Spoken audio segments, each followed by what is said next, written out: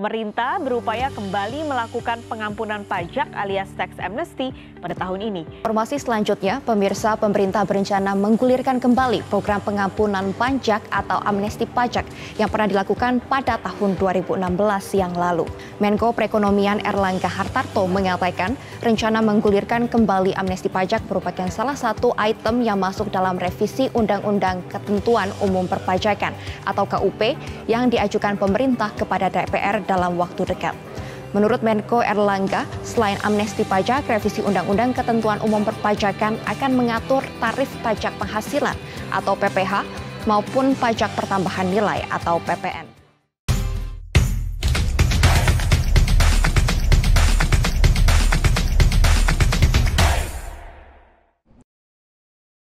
Selamat datang di Success Talk Total Quality Indonesia. Bersama dengan saya Bella, senang sekali hari ini kami hadir kembali untuk dapat membagikan knowledge kepada para pemirsa dari channel YouTube Total Quality Indonesia. Jangan lupa bagi yang belum subscribe channel YouTube ini supaya bisa tekan tombol merahnya dan nyalakan loncengnya.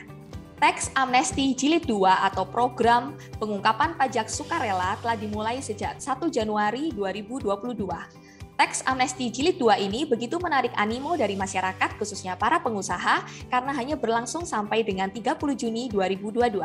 Dan dengar-dengar dendanya bombastis jika melewati Tax Amnesty Jilid yang kedua ini. Lantas, apa yang membedakan dengan Tax Amnesty Jilid yang pertama, dan apa saja manfaatnya, serta mengapa kita harus ikut Tax Amnesty Jilid yang kedua?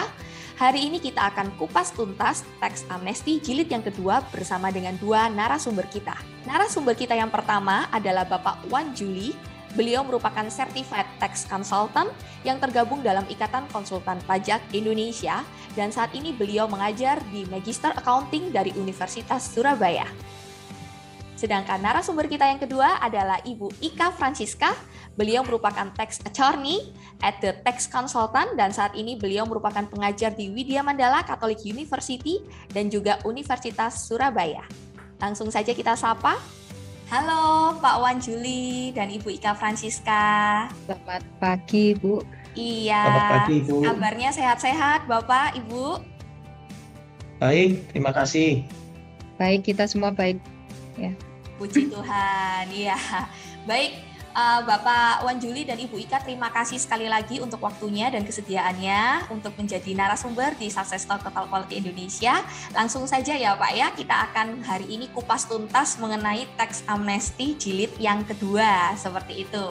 Nah, ini yang ditunggu-tunggu nih Pak. Mungkin bisa dijelaskan sedikit Pak, akan Tax Amnesty Jilid yang kedua ini seperti apa Pak? Lalu kira-kira apa sih perbedaannya dengan Tax Amnesty Jilid pertama yang terdahulu? Nah, silakan mungkin dari Pak Wan Juli dulu bisa menjelaskan. Baik, terima kasih Ibu. Jadi, Tax Amnesty yang jilid kedua yang sekarang diistilahkan dengan program pengungkapan sukarela itu memiliki mekanisme maupun memiliki prinsip yang hampir sama dengan amnesti pajak yang terdahulu, yaitu basis harta bersih. Jadi pajaknya itu bukan pajak atas penghasilan seperti yang legendaris yang kita pernah tahu, tetapi sekarang pajaknya itu adalah atas harta bersih. Jadi pemerintah itu maunya supaya wajib pajak itu melaporkan harta bersih dan sekarang diberikan kesempatan dengan tarif yang khusus. Okay. Nah, jadi itu poin yang pertama bahwa basisnya sama. Kemudian poin yang kedua itu adalah mengenai tarifnya tentu saja berbeda ya, karena waktu amnesti lalu itu memang special moment, sehingga tarifnya juga istimewa, yang mana waktu itu 2-10% tergantung jangka waktu, tergantung kualifikasi, kecuali untuk wajib pajak tertentu dulu adalah 0,5%. Nah sekarang tarifnya 6-18%. Wow. Lalu kemudian untuk amnesti pajak itu bisa menghentikan pemeriksaan. Jadi waktu dulu kita ikut amnesti pajak, kalau ada pemeriksaan, pemeriksaannya bisa stop, bisa berhenti. Sekarang, kalau ada pemeriksaan, justru menghalangi PPS. Jadi PPS tidak bisa dilaksanakan kalau sedang diperiksa. Bagaimana kalau mau ikut PPS? Ya pemeriksaannya harus diselesaikan atau dihentikan. Ya lalu waktu amnesti lalu ada beberapa tindak lanjut berupa deklarasi dan repatriasi. Sekarang ada tambahan untuk momen itu yaitu investasi. Jadi di samping deklarasi, repatriasi, ada satu lagi yaitu investasi. Oke. Itu juga diawasi juga. Kemudian fasilitasnya sebenarnya kalau dibandingkan dengan amnesti pajak yang lalu, itu amnesti pajak yang lalu lebih sophisticated ya, bahasanya lebih bagus. Tapi untuk yang program pengungkapan sukarela juga cukup menarik ya. Jadi kalau untuk amnesti pajak lalu, fasilitasnya itu adalah penghentian pemeriksaan, penghapusan pajak terutang yang belum diterbitkan ketetapan pajaknya, tidak dilakukan pemeriksaan, penghapusan sanksi, dan penghapusan PPh final. Jadi itu dulu ada fasilitas itu. Bahkan untuk sampai kalau waktu di ini pun dulu cukup banyak, cukup ramai ya. Terus yang sekarang fasilitas dalam program TPS itu untuk TPS 1 dia tidak dikenakan sanksi pasal 18 ayat 3. Maksudnya adalah tidak dikenakan sanksi ditambah 200%, itu tidak dikenakan kalau ikut PPS 1. PPS 1 itu maksudnya adalah program pengungkapan sukarela kebijakan 1. Jadi program pengungkapan sukarela kebijakan 1 itu ditujukan untuk tidak dikenakan sanksi pasal itu ditagih PPh-nya lalu dikenakan sanksi 200%. Lalu kalau PPS 2 fasilitasnya adalah tidak diterbitkan ketetapan pajak 2016 sampai dengan 2020 kecuali ditemukan harta belum dilaporkan dalam SPT atau SPPH. SPPH itu adalah bukti keikutsertaan program pengungkapan sukarela. Demikian, terima kasih. Untuk PPS ini kan dibagi dua ya Ibu ya. Jadi ada PPS 1 istilahnya itu yang untuk harta perolehan sebelum 2015. Iya. Kemudian ada juga yang PPS istilahnya PPS skema kedua itu untuk yang harta perolehan dari 2016 sampai dengan 2020 gitu. Nah, subjeknya siapa yang bisa ikut? Nah, itu beda. Kalau untuk PPS 1 itu hanya untuk alumni TA. Jadi kalau kita sudah pernah ikut TA ya monggo kita silakan bisa ikut nih PPS 1. Ya baik itu individu, orang pribadi maupun corporate ya. Jadi untuk corporate mau ikut silakan. Tapi untuk yang PPS yang skema kedua yang untuk perolehan harta 16 sampai 20 itu hanya dibatasi untuk individu aja Ibu. Untuk perorangan, untuk orang pribadi. Jadi corporate nggak bisa ikut. Jadi kalau misalnya dibilang siapa ya sepanjang memenuhi kriteria tadi ya silakan. Dan terus ketika mereka menemukan ada harta yang memang kelupaan atau belum dilaporkan ya bisa ikut. Tinggal pilih aja harta perolehan berapa. Itu. Oke. Berarti siapa saja juga diperbolehkan ya Bu ya untuk mengikuti teks amnesti ini? Ya selama memenuhi tadi. Jadi kalau yang PPS 1 ya harus alumni TA. Kalau PPS 2 ya semua orang pribadi bisa ikut. Iya. Seperti itu ya. Baik. Nah, pertanyaannya mungkin ya untuk Pak Wanjuli. Tadi kan ada sempat diinfo kalau untuk yang PPS 2 2016 sampai 2020 untuk corporate kan tidak diperbolehkan berpartisipasi Pak, seperti itu. Nah itu kira-kira mengapa ya Pak ya kok tidak boleh berpartisipasi yang di PPS 2? Padahal banyak juga kan sebenarnya mungkin perusahaan-perusahaan saya juga baca di media-media yang mereka sebenarnya juga ingin ikut seperti itu. Nah kira-kira seperti apa ya Pak? Baik, terima kasih. Jadi memang untuk PPS yang kali ini memang difokuskan untuk yang orang pribadi, untuk yang kebijakan 2. Mengapa demikian? Karena memang rupanya yang ditujukan itu adalah mungkin rata-rata yang belum mengungkapkan harta itu adalah orang pribadi, sehingga yang disasar itu tentu saja adalah orang pribadi supaya mereka lebih comply atau lebih patuh bahasanya. Lalu untuk badan apakah tidak ada mekanisme untuk perbaikan? Menurut saya juga tidak. Jadi kalau ditanya apakah badan masih ada mekanisme perbaikan, ada, yaitu melalui pembetulan SPT. Jadi SPT-nya bisa dibetulkan dan yaitu tetap bisa. Tapi memang untuk badan memang tentu saja tidak mendapatkan fasilitas PPS kalau yang kebijakan 2, karena kan memang mereka dikecualikan dari PPS 2. Tapi untuk sarana perbaikan itu tidak tertutup sama sekali, tetap ada. Demikian. Untuk orang pribadi pun apabila mereka tidak mengikuti PPS dan mereka juga bisa menempuh jalur pembetulan dan itu juga diperkenankan. Jadi sebenarnya tidak sama sekali menutup, itu tidak, tetap ada sarana untuk memperbaiki, tetap ada. Demikian, terima kasih. Oke. Baik, ya saya paham kalau begitu ya.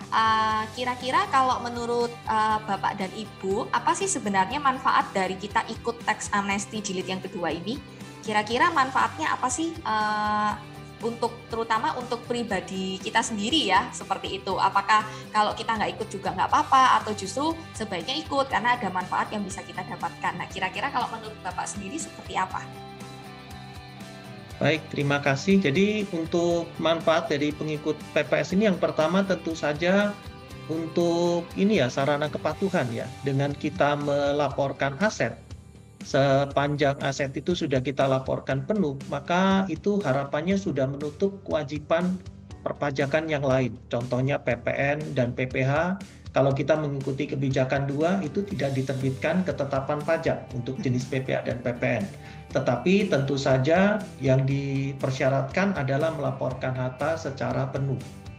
Jadi jangan sampai nanti di kemudian hari ada harta yang belum dilaporkan. Nah, itu yang sebenarnya harus dihindari begitu. Kalau untuk PPS 1 ya manfaatnya tadi sudah jelas ya. PPS 1 itu sebenarnya untuk memberikan kesempatan lagi kepada para peserta TA yang lalu, baik itu badan maupun orang pribadi, supaya mereka tidak diancam sanksi 200%. Mengapa demikian? Karena waktu TA yang lalu itu tidak ada masa daluarsa. Jadi karena tidak ada daluarsa, sekarang diberikan kesempatan lagi. Begitu, terima kasih.